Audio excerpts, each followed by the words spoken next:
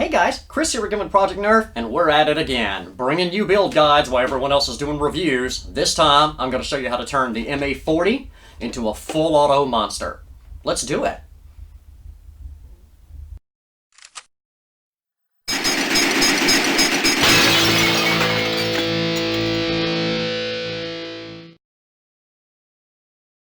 Alright, let's get in here and crack open the MA40.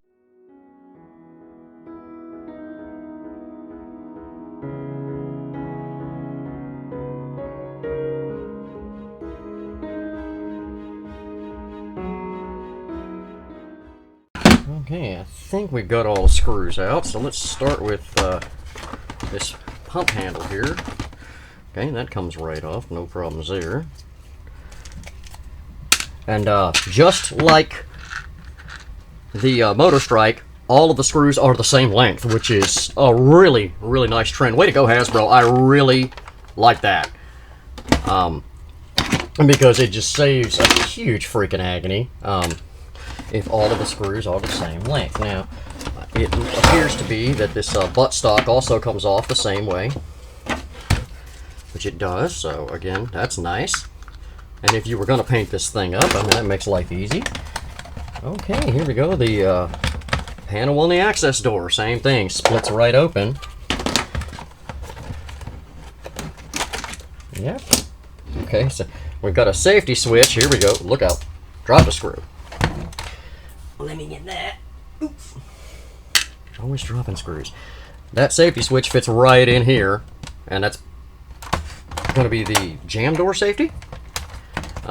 We're not going to be needing that later on, but it's an interesting configuration to see it in the far side of the body from the outside of the shell like that. That's kind of neat. And we should be able to get in here and crack this thing open now if we don't have any hidden screws or anything like that. Open that. We'll just take the jam door off. Let's see. I got one more screw here. In fact, it was giving me a little grief. There we go. Much as I like my electric screwdriver, it doesn't get them all.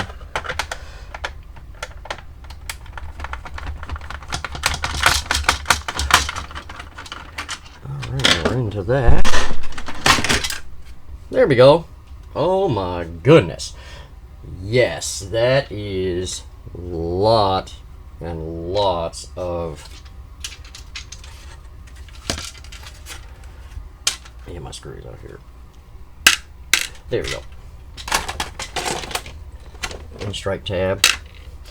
Alright, that is a lot of faux barrel. Holy cow, look at that. But what I'm going to note right off, in the interest of lowering barrel drag, it's a much larger diameter.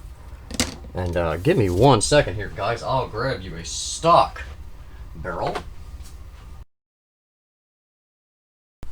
Alright, sorry about that. This is a stock barrel out of a, I don't know if that's a Stampede or a long shot or something like that, but it's a standard Nerf barrel. Look at the difference in diameter between the two. You can actually drop a stock Nerf barrel through the very long faux barrel here. So while we do have the longest barrel in Nerf history, it's a very, very large diameter. You could actually even fit a Mega Dart through that. Versus the stock barrel where the Mega Dart is actually the same, if not slightly larger outside diameter. So very heads up thinking, knowing that we're going to have barrel drag for that distance, and that's how they managed to keep the flywheel velocity on this up to a to that elite standard. So very, very cool. The inside of this thing, guys, most definitively is a Raven. The trigger is smoother. It doesn't have that wire. If you remember, the Raven had a metal wire that came from the pusher down here to the trigger. But let's get the cage out of the way, and I think we'll be able to see all this a little better here. Oops, there goes the rep trigger. We'll pull that out of there. Lots of room inside the shell, which is super cool. and a different type of return spring on this mechanism than in the Raven. Alright, cool. Let's just start getting the switches out of here. There's that safety switch, which feeds in here quite nicely, and there you go, that comes out. I'm sure without too much fuss we can get the metal battery tabs out of there. And this will be another one that we can just, there's that one. There we go. Nice little wire channel there. And there it is, guys. That's the entire internals gutted out of this blaster that quickly. No screws, no muss, no fuss. So, kind of cool there. All right, the trigger goes in here. This is going to fit along these lines. There we go. This tab on the back of the trigger, hopefully I've got that in frame. This tab on the back of the trigger works the lever. Okay, and here is the Maglock. It is completely mechanical. We're throwing that away. We don't need that. And that's why this is definitively smoother than the Raven, to be perfectly candid. And I love Ravens. I always have.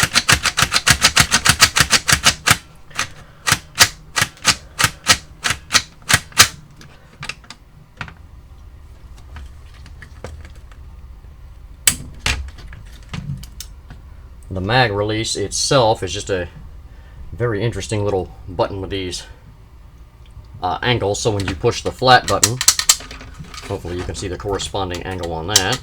Oops, dropped the spring. But yeah, no, this is super cool. This one is for the mag safety, the electronic one. And again, we may hang on to that and that switch in the interest of putting a voltmeter or something like that in this. But yeah, no, the trigger lifts out, the arm comes off. The spring is a la a strife return spring. And to get the pusher out, what we're going to have to do is to kind of open up on these white tabs here. And I don't know how red, there we go. So they're not too stiff, but they're pretty nice. So, inquiring minds want to know, can it be converted to full auto? And I'm going to have to say, probably. The pusher is in the style of a Raven, but remember we had a compression spring right here and that wire running up. So there's going to be a little work involved if we convert to full auto. We're going to have to make an anchor point for a extension spring. So let me get this one off. Like this one, to put back here somewhere to return our pusher back. So anyway, I'm going to get some stuff and play around in here and let you guys know what I come up with. Alright guys, I think I've got this reasoned out. What we're going to do is we're going to keep the stock pusher arm in this thing, because while I do have one of the absolute best Raven kits ever built, if not the best, and it's from Atch Attachments.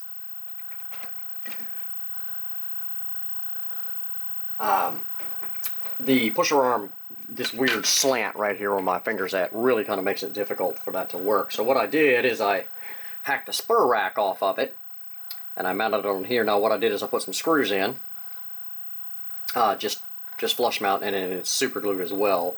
And that seems to be pretty solid. So we're going to go ahead and drop this back in. Now all we have to do is just slide it in there inside those clips, and it rides like such. So we'll put the spring on, and then we'll see if we can make this thing go. In theory, it should work just fine. Now I have this, this is a Fang revamp that I put in this gearbox. And it's all wired up and ready to go in my test box here. Now this mounting block is not long enough for this, so we'll have to do something a little bit different there. But with any luck, this should go just fine. Let's see here. Yeah, I would say that's going to work out just right if you noticed it, and I'll try to play it back in slow motion for you.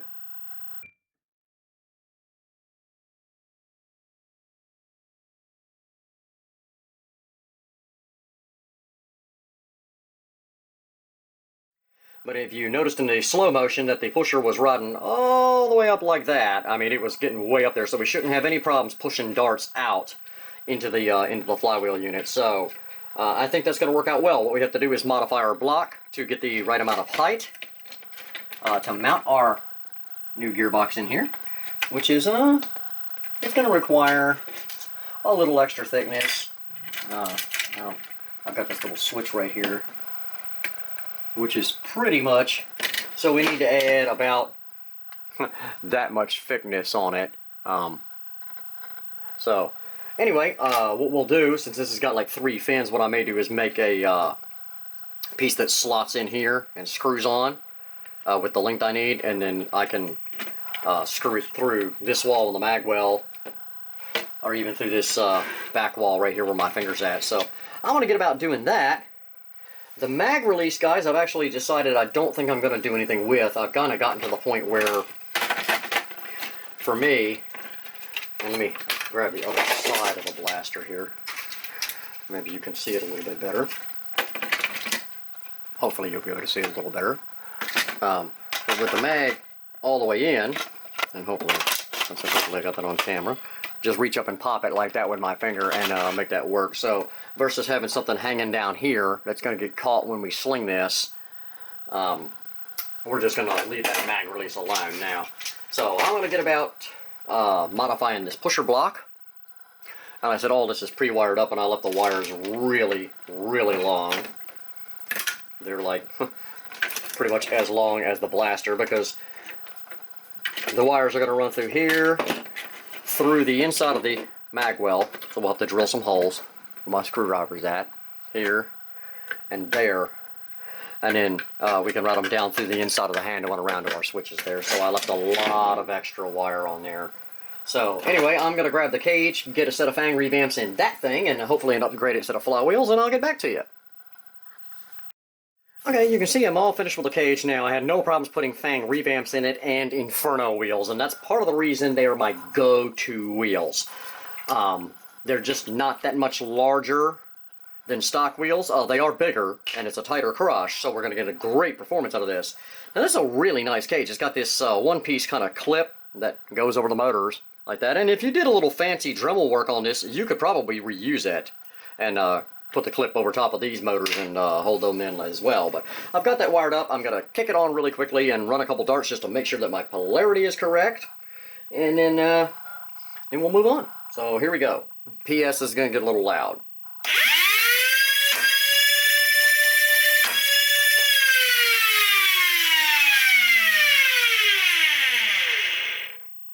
But yeah, you could hear that thing just ripping. So, yeah, we're going to have really good flywheel performance, and even with our very, very long barrel sitting in here, as such, we should still get decent muzzle velocity out of this thing. I'm hoping for, to be honest, if it averages out in like the 120s, even the upper 110s, I'll be thrilled with this, because this will be a cool blaster to take to every kind of event. How many full auto bullpups are there out there that are hitting, in the, 117, 120, 125 range. So, anyway, we're going to keep on moving. I'm going to make that motor mount and get all that mounted up, and then we'll mess around in here and see what we can do with the switch plates. Alright guys, as you see, I made a mount for my pusher here, so we're going to give it a test. So what I have is I've got the flywheels wired up to my jumper box over here. And then I have the negative of the pusher on there, so I'm going to try to hold the magazine in place and then touch the pusher motor to the positive over here, and I guess you guys can see that. And hopefully it goes. So anyway, this is going to get really loud for you headphone guys, so heads up.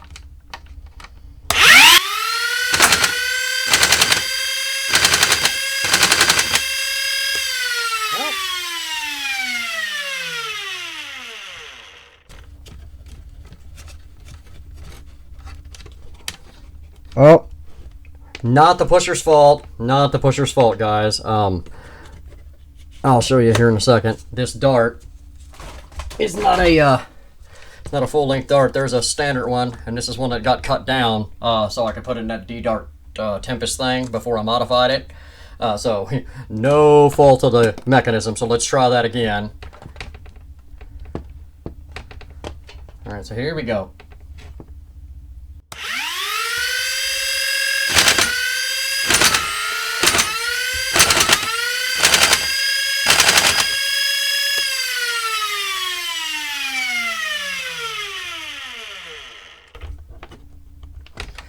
Yeah, that worked out pretty well. I wasn't holding the mag quite square.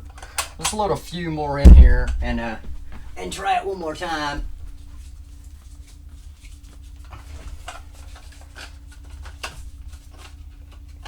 See if I can hold things just a little bit steadier for you.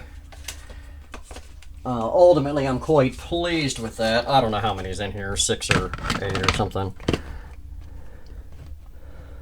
Alright, so I have to hold that just like that.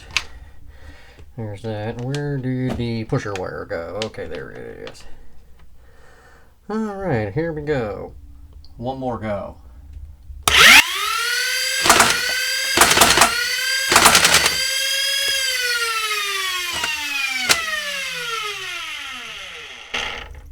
Yeah, that's pretty good. All in all, I think that'll work just fine with the mag well set and seated, and might have to add a little bit to the end of the pusher head here. Let me get the mag out of there.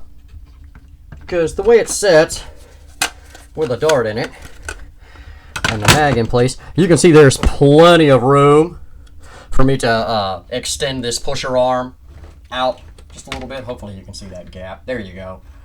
So if we add a little bit to this, it'll push a little bit cleaner. So we're going to make a little extension for that out of a piece of plastic and then start wiring this thing. But yeah, a successful test.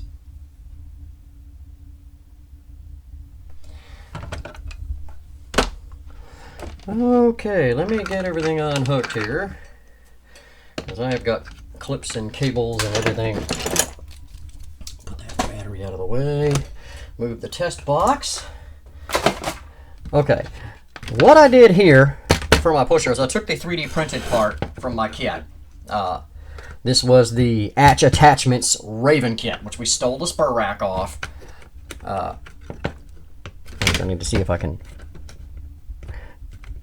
That old Fang revamp is really kind of hard to turn with just the gear. But anyway, hopefully you can see it. But we put the spur rack in here. And you see there's a little slop there, but that's fine. We want a little bit. Didn't have any trouble going in and out of the magazine or pushing the darts, so all we have to do is, like I said, lengthen this up a little bit here. But what I actually did is I took another gearbox and made the mount. So I screwed this white plastic to the other gearbox. It's empty, I gutted it. And then I screwed it in from the side. I don't know if you guys can see it. I'll try to get it up here close enough. Right here in the mag well, there's a little teeny screw. It's pretty much flush, doesn't interfere with the mag. So we got a mechanical bonding there. There's 2 screws in this. There's some glue around it, and I hot glued the crap out of everything in here too. And then obviously I screwed the motor itself onto the 3D printed part, and it's quite rigid. So, and where we're at, and we'll have to do a little creative playing with the wires here, just for the sake of this, what we're doing. But if I do this, ultimately what's going to happen with the wiring is it's going to get dropped into this channel right here. Okay, and that's why I left it loose. So I'm going to drill through and drop it right down in here. Okay, and drill a hole here in this wall so I can run the wires down here to the switches over here. So yeah, it's going to come from here, around there, right down through this channel here, and into the back of the blaster. And it does close up. Now you can see I had to do some shell work. I think I showed it in the last part, but we cut this piece of the shell off, which isn't very big, but we're going to have to make a replacement. Let me see if I can just set these wires aside here and get those out of the way. There we go, that ought to work. We'll put the shell on it. And you can see that closes up nicely. There's no big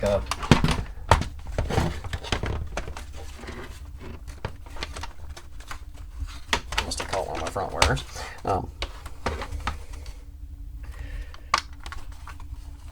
Yeah, but there's no big gaps in it. Plenty of room here. Whoops. Hopefully you can see it right in here for the gear to turn. So shouldn't have any problems with that. I cleaned out the battery tray and just made one great big long one. And the reason I did this is we can run this on a... You're not going to fit a huge pack in here. We can certainly fit our 950 from out of darts. But also, if I'm thinking I might try to add my Mark 1 ammo counter to right here. I'll have to cut it down a bit. It won't fit inside the stock thingy. It's way too big. But if I can put it on here, even if I have to trim this part out, then I can put the 9-volt for that ammo counter in here as well. And it's, of course, it's IR beam, so. But yeah. So anyway, let's get it apart here again.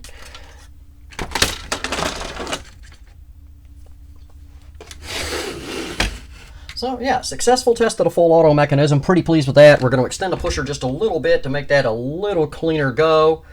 And then we'll start mounting some switches in here. This is just a boss. It's not actually a screw boss. There's no corresponding screw. So that's a good spot to just go ahead and cut out and mount our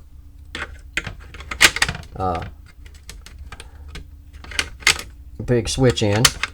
Because this sits right here, so if we put the switch right there, trim this junk off the back of the trigger here, pretty well just trim that down flush right along there. And then we'll have lots of room for the switch there, and then all we got to do is either MOSFET it, lots of room down here in the bottom. I might MOSFET the flywheels. And if not, there's plenty of room to go ahead and carve out and make a area for a large micro switch to fit in here for our rev. So anyway, I'm going to get about doing that, and I'll get back with you when I get the stuff mounted.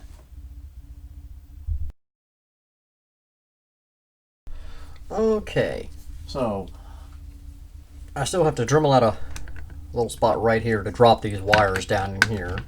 They're going to come around the front side of this post and just go in there. Remember, this is just plastic that I use for a mount, so that's not going to hurt anything. And then drill a hole right in here to pull those wires through. And you can see I've already put a little glue in here to hold the motor leads down. And then let's see if we can get the switches in a view here. This plate, I made this out of a piece of 3D printed stuff. I don't know if there was one that was on it. I can't remember, but so I left the lock in there.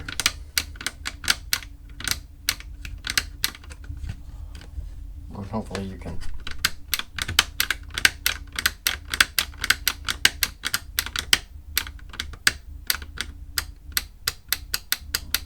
nice and clicky on that. And little epoxy putty mounts here. Screw the switch in, a little hot glue. Screw this switch to this weird boss that I cut down.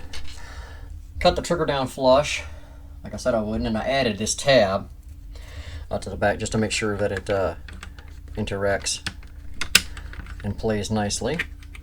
And then I put a return spring on it.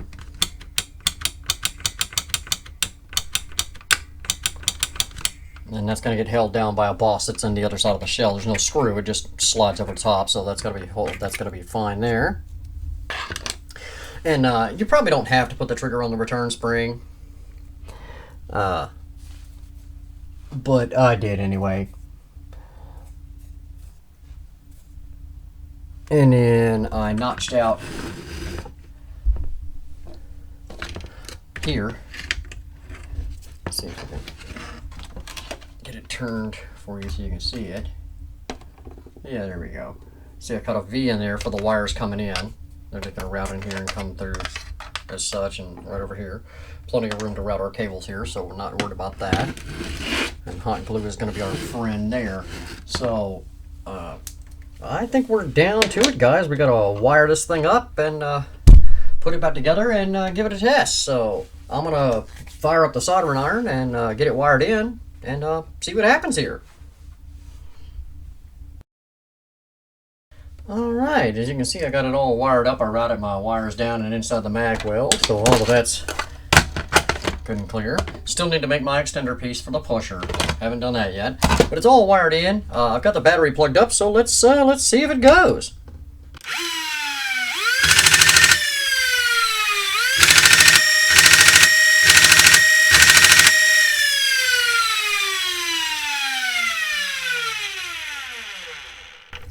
Yeah, I'd say that works just fine. All right, so I'm going to go ahead and make the extender for the pusher, and we'll go ahead and try to button this thing up. See if we can get it on the range. All right, all buttoned up. You can see I made a cover for this out of very regular thin packing plastic, which looks great. So we're going to paint that up. I scuffed it up a little bit with sandpaper, just held in place with super glue. It's just for prettying things up, but it really brings the shape back to the blaster, so hopefully if we can get the paint to match half decent, it'll look pretty good. So I'm going to paint that up, and then we'll give this thing a test go. Alright guys, let's do a rate of fire test. Now I have a loaded Worker 22, and I've got the Adventure Force waffles in there. So anyway, watch that corner, and PS is going to get really loud for headphone guys. Here we go.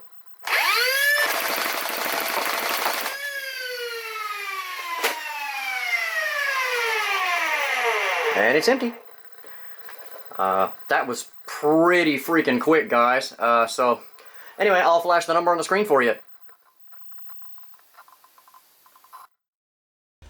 Alright, guys, how about that rate of fire? Was that impressive or not? We put the blaster on the chrono. Sorry I didn't get that footage in here for you. It's raining here today. I was kind of working underneath a tent, so I didn't want to have to drag the camera equipment outside. But we got a 115 average out of this, which, with the Inferno wheels and Fang revamp motors, in the stock cage, that's very acceptable because of how long the barrel is in this thing, and while it's much larger than a stock Nerf barrel, you are going to get some drag. So a 115 average, we were seeing highs in the low 120s, so very, very acceptable. So, guys, if you haven't done it yet, subscribe. Click that notifications button as we're bringing out killer content ahead of everybody else, and that's something I want everybody to remember because we're delivering the hits here. So hit that notifications button, drop me a comment, throw me a like. Fan mail address is going to be in the description. And honestly, guys, there's only one way to end this video.